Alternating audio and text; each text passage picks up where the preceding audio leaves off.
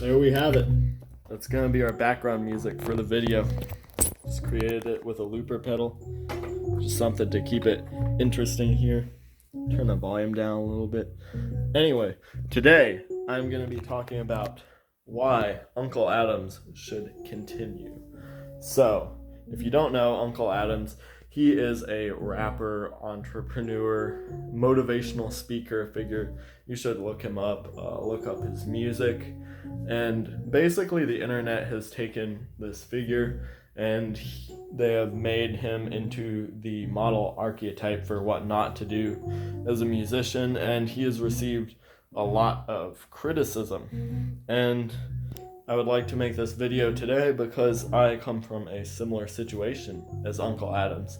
I have also had a history of rapping. I've made a lot of rap music with varied levels of success as he has.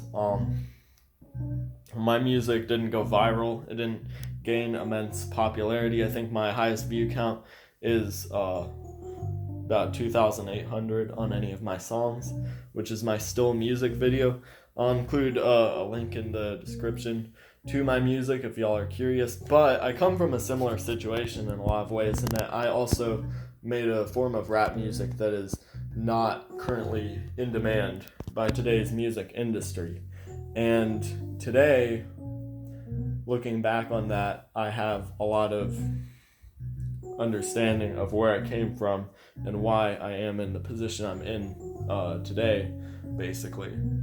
So I'm trying to use that knowledge to help Unkle Adams through this video.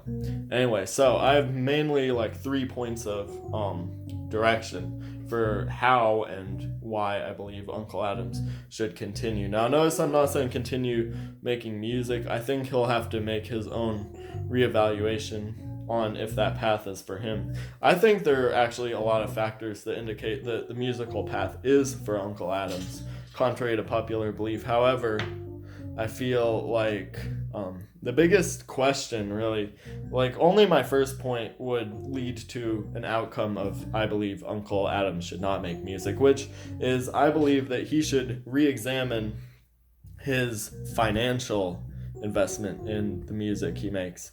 Not just his financial investment in the sense of the finances he puts into the music, but I think that he should re-examine what he hopes to get out of making music, because he's seemingly equated being successful with making $1 million. And I will tell Unkle Adams, just as I will tell any other aspiring musician, that music is certainly not the best method to make $1 million. I would even go so far as to say that it is probably not the best method to make $1 million if you're in a position where you cannot find work within our society because you have a criminal record, you have not been to school, etc., etc. I would still venture to say that music is not the best method of making money on any level. If you're extremely smart and have some degree of inside knowledge and or inside connections, it may be a financially viable side gig. Maybe. Rare circumstance. And that would probably only be the case if you have like a very direct access, like say you know someone in the music industry or you have like a relative in the music industry, you have very direct access to a market that will buy your music. Then I would say it might be a viable like side hustle as like a very low effort type thing. But otherwise, it's not the best method of making money. And I think it's very ignorant of people to assume that you will become rich as a musician, because that's very unlikely from a statistical standpoint. But people also don't really realize the process through which you become rich as a musician, which is basically selling out. You have to make the music that's currently in demand, because our capitalist society values what is current and what is immediate liquid assets over the long term, which is music that's actually good. So that's why everyone basically understands the music industry to be this commercialized form of popular music, highly produced, highly manufactured in accordance with the big data stats that they see. They think of that as music rather than classical music, jazz music, underground production. Now, I'm not saying that classical music is necessarily the best form of music, or that these other forms are necessarily the best form of music, but people don't really look at them as music because there are not the funds going into them to make them that there are with the other forms, the popular music that people click on and people can easily access. So I think any musician should know that before going into the music industry. And as a young musician, I had some idea that I would perhaps be making a lot of money off of my music, which was misguided, though. I think I knew that $1 million, putting an arbitrary amount to my success level, was not the route I wanted to go about. And I had some understanding that to me the music was much more than what I could get out of it. So I think basically Unkle Adams needs to decide if this is him, because the best way to make $1 million, the first best way, is to go into like a STEM field, or like not necessarily a STEM field, a very in-demand field, and get a college degree for it and get a job to where you can make a starting salary of close to 6 figures. And you should. I mean, if you do your schoolwork and you focus on your schoolwork, everyone comes from different situations, so I don't want to put labels on it, but you should be able to graduate a college in a short amount of time, like 4 years or less. Most people should be able to, I feel. Now, everyone comes from a different situation. I don't want to make assumptions. And most people should be able to secure a job that makes a lot of money, provided they don't have a criminal record. So let's say your job is worth $80,000, and in 6 years you can climb up to like $120,000. You get out of college with your 4.0, you have good stats, good resume, you get a good job. Then over the course of those next 6 years, you'll have made $500,000. And let's say you go for like 6 more years, you would have made like 1.1 million. So after 12 years, you could have 1.1 million in your bank account. If you just do that, you'll be like 35 years old with 1.1 million in your bank account. Now, of course, you have expenses too. Yeah. That calculation was with the expenses, because if you have about that, this is approximate numbers. I'm not doing the exact math, but you could get about 1.1 million if you're only spending $20,000 a year, and you make like 80K to 120K over the years, like that kind of a salary. For like 12 years, then you have your $1 million. Like, it's as simple as that. And then you can have more if you invest it. You put in a mutual fund, put in a Roth IRA, etc., etc. So that's the actual way to make $1 million. It's not making music. It's probably not selling drugs. Very, very unlikely. I mean, obviously these things happen, but once again, that's an oversaturated market. That's a dream. It's higher risk for sure. Barrier of entry is there, but it's not much better than making music, honestly. And then it's probably not professional athletics unless you happen to be like 7 foot tall with the athleticism of a point guard. Then probably that's a viable option, but otherwise no. So yeah, that's how you make $1 million. And then even let's say you don't have like access to college, you don't have these privileges that someone like me or Uncle Adams has in our society. You don't have access to that kind of a lifestyle. What do? I mean, the best thing to do is probably not make music still. You could try to start your own business. There are types of jobs you could acquire that don't require college degrees. You could go into real estate, etc., etc. It's just not the best path for him if that's what he wants. But let's say that's not what he wants. Let's say he wants to make great music. And I think that's commendable. And I think he should do that. But he needs to understand a couple of things. One, he needs to understand the distinction between reality and fantasy. Because I think he doesn't on a lot of levels. And I didn't too either. Now, the listener might think that as the fantasy of his dream versus the reality of his lifestyle, and of course that's one dichotomy, but I think it's reflective of his failure to understand the difference between the fantastical aspect of his music versus the message through which he tries to convey through his lyrics. And we can have debates all day about how legitimate the messages he conveys are, and my response is, given how stressful the music industry is and how difficult all of that weighs on his life, and actually having production, having beats, having a business plan, having a mission, I mean, after that, if you can come out of that with any kind of sanity, that's pretty commendable. And he seems to reflect a basic understanding of some processes in the world through his lyrics. I mean, he has songs about the unoriginality of the music industry, like his song Original, so that's obviously a good analysis of the over commercialization of pop music and rap music. So I mean, and then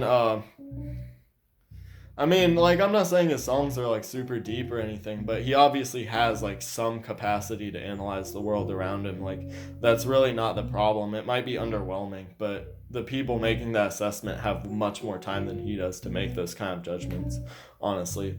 So anyway, what I'm getting at is he has to understand there's a difference between the art of his music and the message in which he tries to convey. And the thing is, he tries to combine those two into one package, but they inevitably interfere with each other, because the messages he's trying to convey, they're looked upon under the gaze of someone who's looking for a good beat, a good song, a good vibe, and those two things don't really mix, because the truth isn't something that people in that state want to hear. So it's just, he's trying to combine two clashing forces, as I once did with my music. My music back in the day, I tried to make my lyrics real, I tried to make them true, I tried to tell people what was up with the world, and I think that made for some boring songs. Some very boring songs, and then people criticized me for my rapping, rightfully so, because it was boring.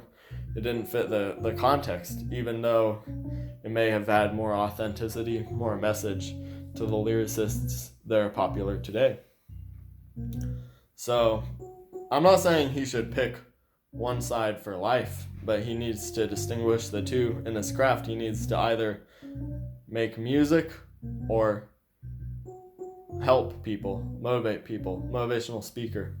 He just can't do them at the same time, and that's why I had to learn.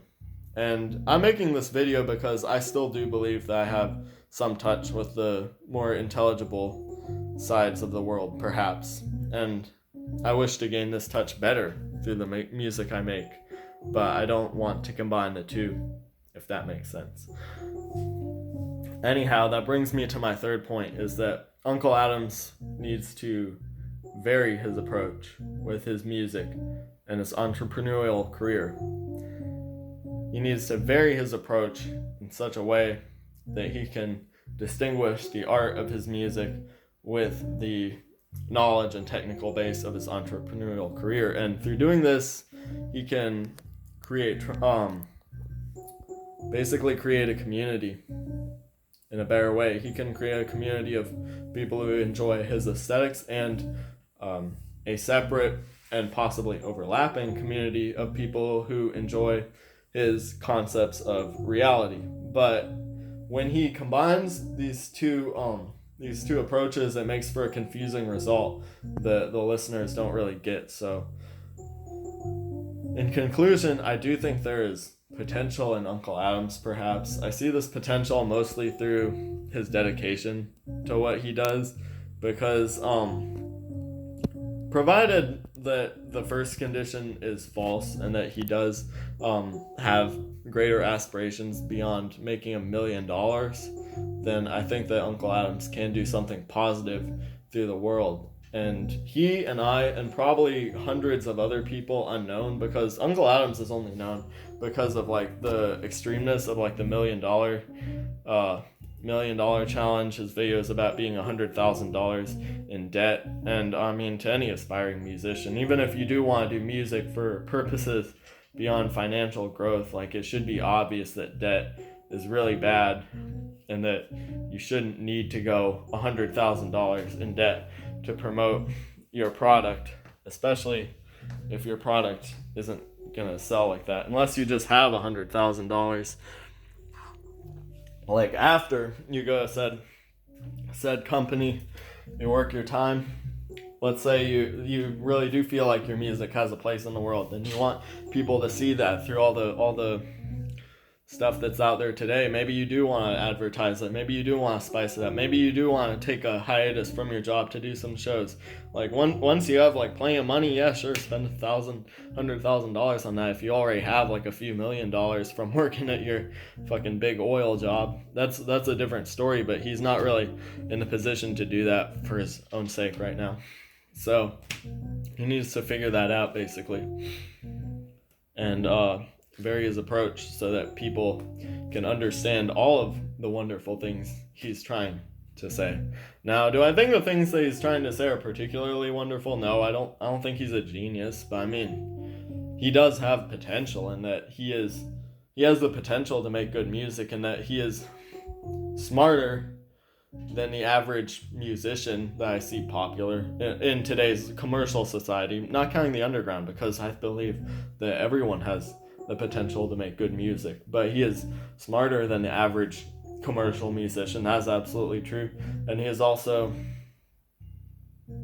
possibly like he can make music. I think his music sounds decent. I do think it sounds listenable. I wouldn't say it's above and beyond or anything unheard of, but he has the potential to share that with a community of like-minded people, and that's no problem, and he can continue to further that exploration himself. So that's my advice to Uncle Adams and similar artists in our position. And for you, those of you wondering now, basically what I'm asked of my previous rap career is I still make music. I'm in college as a music composition major. My primary goal is to make it into academia, which is very hard. I'm studying extremely hard for it, keeping the 4.0, keeping the grind, keeping the compositions coming, but I don't do rapping anymore. I only create electroacoustic music and like classical music as well, basically to try to free the music from the capital and commercial burdens that our society has placed on it. So that's my artistic aspiration, and then I'll do whatever I have to on the financial side to make that work in a way where I can still eat. Like I say, my primary goal right now is academia, and then as some secondary venues I might I've set myself up for is minoring in business and economics to open myself to possibly a music industry job if I run into that, or just to make myself more marketable for a job that I might be able to get with just a bachelor's degree, etc. So that's where I'm at now. If that helps Uncle Adams model his life and just get what I'm trying to say about what I think he should do with his music. Thank you. I hope Uncle Adams sees this. I hope you see this, Uncle Adams.